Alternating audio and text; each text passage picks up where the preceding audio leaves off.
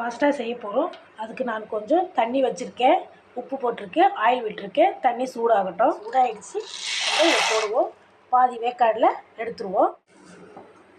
பாதி வேக்காடு ஆகிடுச்சு. நம்ம இப்போ ஆஃப் பண்ணிக்கலாம். கடாய் வச்சுக்கலாம். கொஞ்சம் எண்ணெய் விட்டுடலாம்.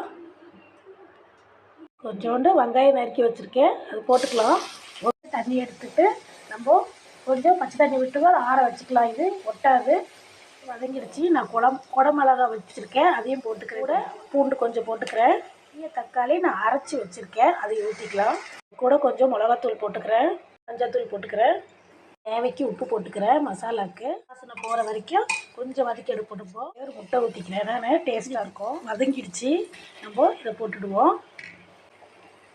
ரெடி ஆகிடுச்சு. கொத்தமல்லி போட்டு இறக்கிடுவோம்.